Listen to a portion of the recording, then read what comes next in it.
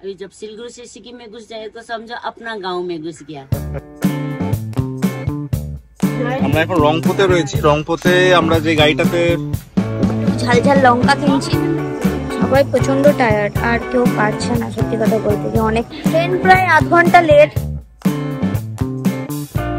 Good morning from Padam Chen. আমরা আজকে সকাল সকাল উঠে গেছি 6টার সময়।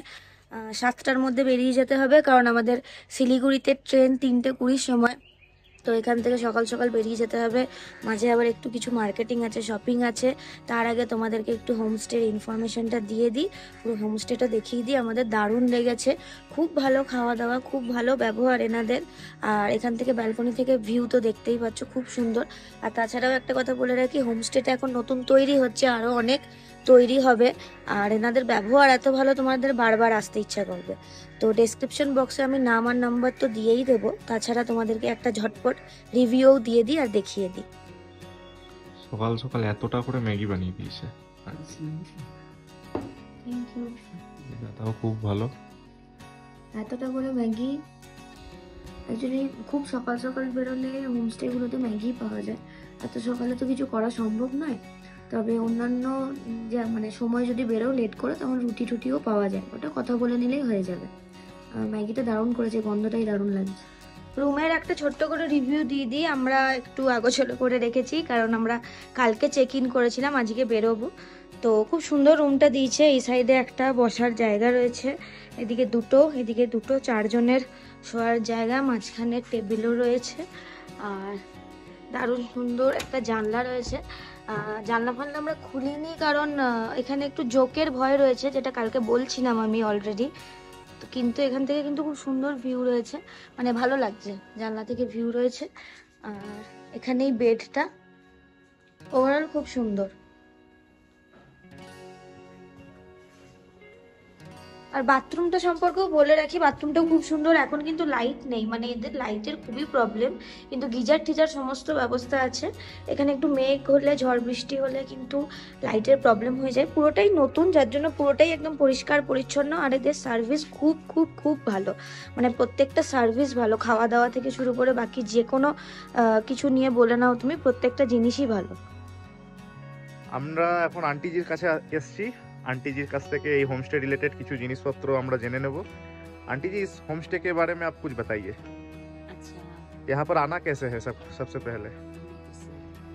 यहाँ से आप लोग अभी तो नेट का जमाना है, नेट में सर्च करके मेरा होमस्टे का नाम है मालाबिका। मालाबिका अभी कलकत्ता का बहुत फेमस नाम है शायद। तो ये मालाबिका क्यों रखा, तो हमारा गेस्ट को ना जल्दी भूल नहीं जाते नाम। तो हम लोग का अपना नाम में उन लोग को वो नाम पकड़ना मुश्किल हो जाता है, इसीलिए मालाबिका रख दिया। अच्छा।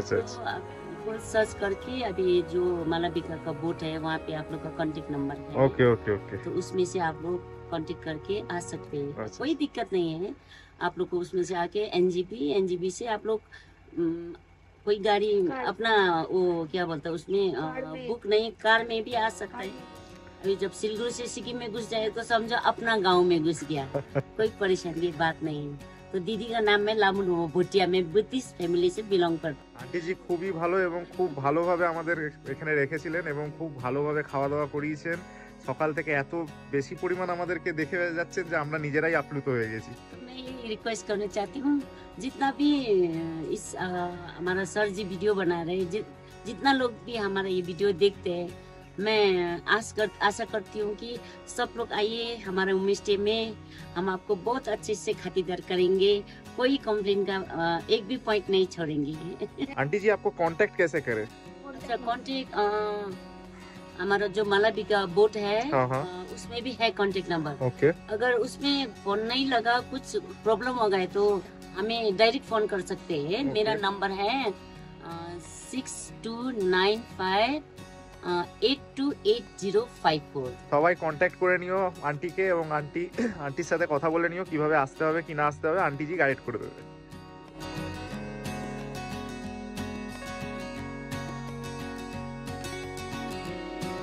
আমরা রেডি হচ্ছি, এবারে শিলিগুড়ির দিকে যাব। গাড়িতে সব প্যাকিং চলছে।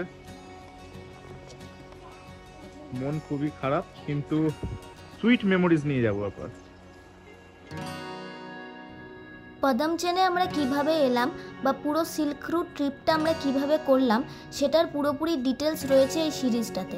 এই সিরিজের সমস্ত এপিসোডের লিঙ্ক আমি দিয়ে রাখলাম ডেসক্রিপশন বক্সে, তোমরা পারলে চেক করে নিও।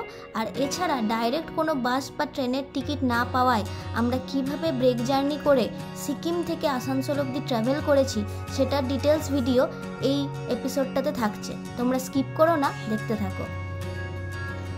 নর্থ বেঙ্গলে ঘুরতে যেতে কারই না মন করে, কিন্তু হঠাৎ করে মন করলেই তো নর্থ বেঙ্গল ঘুরে আসা যায় না, তার জন্য লাগে ট্রেনের টিকিট বা বাসের টিকিট। প্রায় 3 মাস বা 4 মাস আগে টিকিট না কাটলে টিকিট কিছুতেই কনফার্ম হয় না। আর এই ট্রিপটা যেহেতু আমাদের হুট করে ঠিক হয়েছিল, তাই আমরা আসার কোনো টিকিট পাইনি কনফার্মভাবে, এবং তৎকালেও আমাদের টিকিট কাটা যেহেতু হয়নি, তাই আমরা এবারের এনজিপি থেকে আসানসোল কিন্তু কার্ড জার্নি করে এসেছিলাম। প্রথমে আমরা এনজিপিতে চলে এসেছিলাম, এরপরে আমাদের 3:20 ছিল তিস্তা তোরসা এক্সপ্রেস, যেটা করে আমরা আসি মালদা, এবং মালদা থেকে আবার রাতে জার্নি করে এসেছিলাম বর্ধমান, এবং বর্ধমান থেকে আসানসোল। জার্নিটা অনেকটাই কাট জার্নি ছিল, কিন্তু আশা করি তোমাদের দেখতে ভালো লাগবে এবং তোমরা দেখে অনেক কিছু ডিটেলসও পাবে। ভিডিওটা স্কিপ না করে দেখতে থাকো।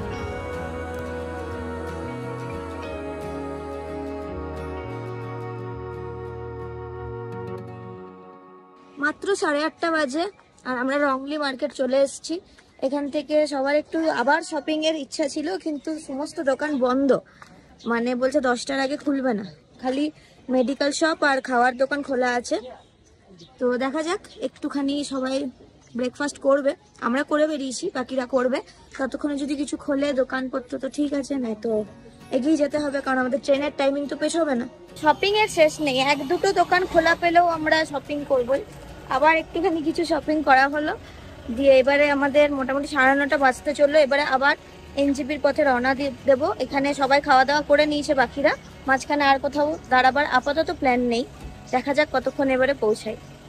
আমরা এখন রং করতে আছি পদ্মাচান থেকে, যে গাড়িটাতে আমরা এলাম এখানে এসে চেঞ্জ গাড়িটা হয়েছে সেটা থেকে চেঞ্জ করে এবারে এটা শিলিগুড়ির গাড়ি, এটা বেঙ্গলে ঢুকবে, সেই গাড়িটা চেঞ্জ করে আমরা এখন ডাইরেক্ট টুয়ার্ড শিলিগুড়ি।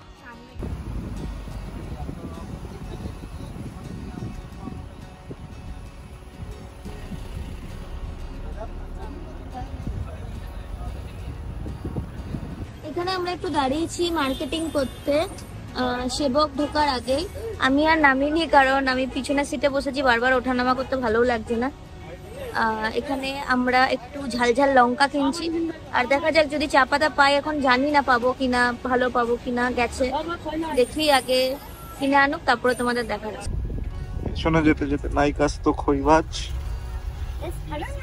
এখন সাজুগুজু করাচ্ছে।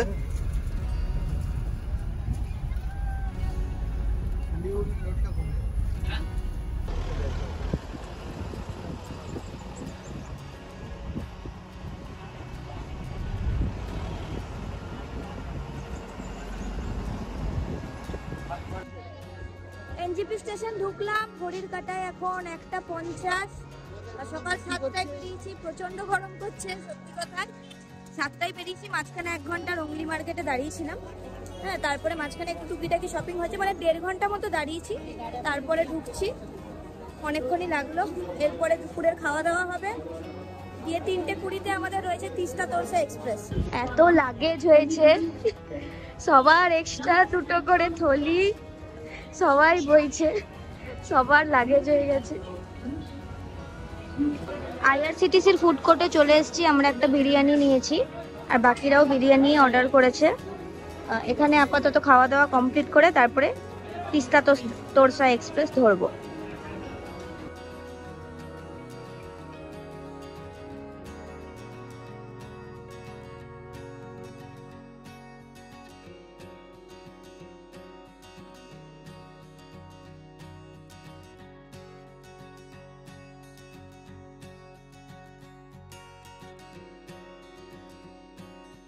ট্রেন প্রায় 1/2 ঘন্টা লেট, আপাতত আমরা এখন দাঁড়িয়ে আছি, 4টে বেজে গেছে, রাইট টাইম ছিল অনেক আগে, 1/2 ঘন্টা লেট করে ফেলেছে। আর প্রচন্ড গরম, সত্যি কথায় আরো বেশি লাগছে আমাদের। দেখা যাক এবার ট্রেনে উঠি।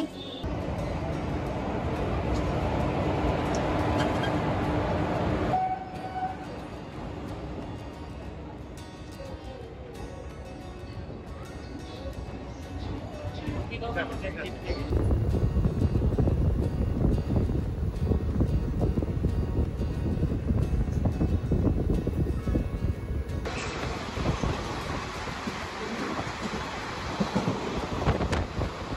গেছি তিস্তা তোরসা এক্সপ্রেস থেকে।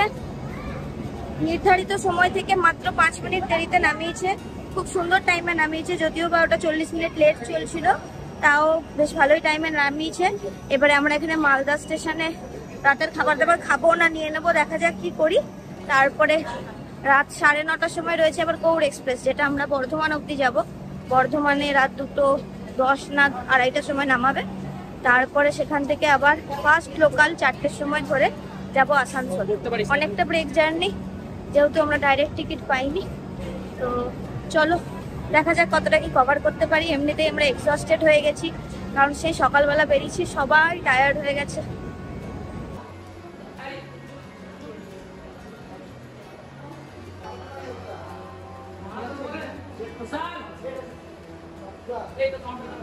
আইআরসিটিসিতে খাওয়া দাওয়া হলো, খুব ভালো টেস্ট। খাওয়া দাওয়ার পর আমরা এবারে যাচ্ছি গৌড় এক্সপ্রেস ধরতে। চোখ মুখের অবস্থা প্রচন্ড খারাপ, কিছু করার নেই, প্রচুর জার্নি হচ্ছে।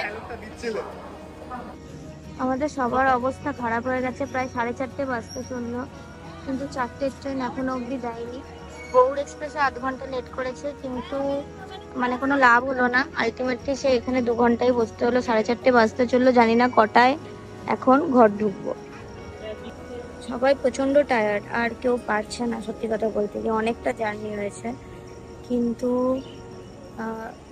সবাই দাঁড়িয়ে আছে আসানসোল লোকালের জন্য, কারণ সমস্ত উত্তরবঙ্গের ট্রেনগুলোই রাতে ঢোকে।